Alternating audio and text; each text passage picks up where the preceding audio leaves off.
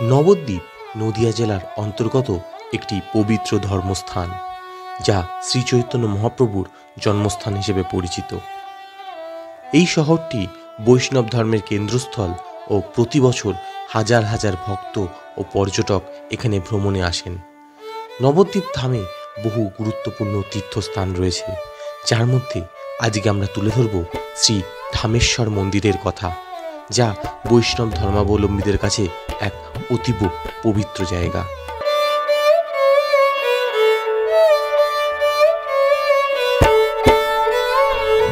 নমস্কার বন্ধুরা, ইচ্ছে সফরের নতুন একটি ভিডিওতে আপনাদের সবাইকে স্বাগতম। আরও একটি নতুন দিন, আর আমরা বেরিয়ে পড়েছি একটা নতুন জায়গার উদ্দেশ্যে। আজকে আমাদের গন্তব্য হিন্দু ধর্মের এক অন্যতম পবিত্র তীর্থস্থান নবদ্বীপ। শ্রী চৈতন্যদেবের লীলাক্ষেত্র বলতে পারেন, শ্রী চৈতন্যদেবের জন্মস্থান এই নবদ্বীপ। প্রচুর পুণ্যার্থী প্রত্যেক বছর প্রত্যেক দিন এই নবদ্বীপে আসেন। তো আমরা বেরিয়ে পড়েছি। আমাদের এই ট্যুরটা আজকে প্রধানত বাইক ট্যুর। আমরা দাঁড়িয়ে রয়েছি এই গৌরাঙ্গ সেতুর ওপর। তো আমি এই দিক থেকে যদি দূর থেকে দেখাই, ওই দিকে হচ্ছে ইস্কন মন্দির দেখতে পাচ্ছেন, আর আমরা যাব নবদ্বীপের উদ্দেশ্যে। নবদ্বীপের মন্দির কিন্তু অসংখ্য মন্দির রয়েছে, একদিনে সেই পুরোটা কভার করা সম্ভব না।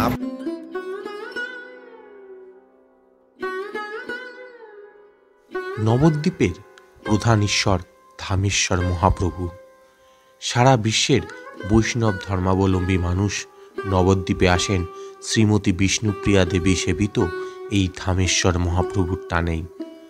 ধামেশ্বর মহাপ্রভু মন্দিরের রূপোর বাক্সেই রাখা রয়েছে মহাপ্রভুর একজোড়া পাদুকা।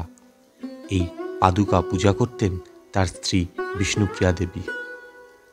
বহু প্রাচীন গ্রন্থে এই পাদুকার কথা উল্লেখ রয়েছে। কথিত আছে, সন্ন্যাস গ্রহণের পর শান্তিপুরে মায়ের সঙ্গে সাক্ষাৎ করতে এসেছিলেন মহাপ্রভু। নীলাচল ফিরে যাওয়ার পথে নবদ্বীপে নিজের বাড়িতে আসেন মহাপ্রভু, কিন্তু সন্ন্যাসীর তো স্ত্রী দর্শনে মানা, তাই বিষ্ণুপ্রিয়ার সঙ্গে তার সরাসরি সাক্ষাৎ হয়নি। তিনি দেখেছিলেন আঙিনায় মহাপ্রভুর স্থানে শুধু একজোড়া চরণ পাদুকা পড়ে আছে। সেই চরণ পাদুকা ঠাকুর ঘরে রেখে তার পুজো শুরু করেন বিরোহিণী বিষ্ণুপ্রিয়া দেবী। শ্রী ধামেশ্বর মন্দিরের ধামেশ্বর মহাপ্রভুর মূর্তি তৈরি হয় 1513 সালে। তার ঠিক 3 বছর আগে চৈতন্যদেব সন্ন্যাস গ্রহণ করেছিলেন। বলা হয় যে নিম গাছের তলায় জন্ম হয়েছিল, সেই গাছের কাঠ দিয়েই তৈরি হয়েছিল চৈতন্যদেবের এই দারু বিগ্রহটি। বিষ্ণুপ্রিয়া দেবী স্বপ্নাদেশ পেয়ে চৈতন্যদেবের এই মূর্তি তৈরি করেন। অনুমান করা হয় বংশীবদন নামের এক শিল্পী 1435 সালে এই মূর্তি তৈরি করেন। প্রতিদিন ভোরবেলা থেকে শুরু হয়ে যায় ধামেশ্বর মন্দিরের ব্যস্ততা। সকালে শ্রী ধামেশ্বর মহাপ্রভুকে দেওয়া হয় বাল্যভোগ। ক্ষীর, ছানা, ফল ইত্যাদি থাকে এই বাল্যভোগে। তারপর অর্চনা পর্ব।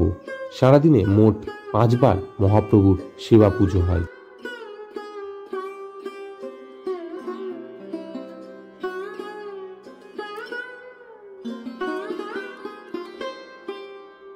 দুপুরে এই ধামেশ্বর মন্দিরে প্রভুকে দেওয়া হয় রাজভোগ। অন্ন, ব্যঞ্জন, শুক্তো, মোচা সহকারে এই রাজভোগ পরিবেশিত হয়। গঙ্গার জলে কাঠের আগুনে রান্না করা হয় এই রাজভোগ, এবং রাঁধুনি এক কাপড়ে নির্জলা অবস্থায় এই ভোগ রন্ধন করেন। ভোগের রান্না ঘরে ওঠার পর চরণামৃত খেয়ে উপবাস ভাঙেন ওই রন্ধন শিল্পী।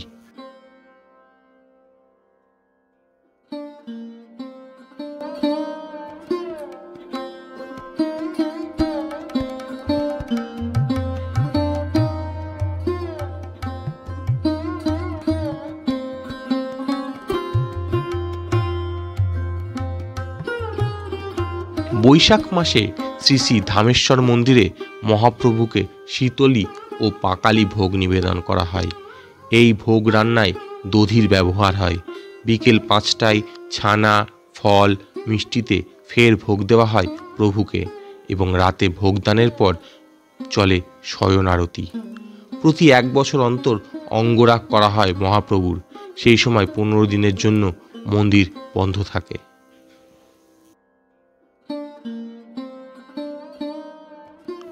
পয়লা পৌষ বিশেষ ভোগ আরতির পর বিগ্রহ তুলে দেওয়া হয় শিল্পীর হাতে। তিনি নতুন খুর দিয়ে বিগ্রহে আঁচড় কেটে নিজের হাতে তাকে গ্রহণ করেন। 15 দিন পর বিগ্রহের রূপদান শেষ হলে পৌষের 16 তারিখ রাতে নির্দিষ্ট সময় সেবায়েতরা শিল্পীকে বলেন, আমাদের গৌর আমাদের ফিরিয়ে দাও। নবরূপে সজ্জিত বিগ্রহ ফিরিয়ে দেন শিল্পী। পরের দিন অভিষেকের পর ফের বিগ্রহের দর্শন পাওয়া যায়।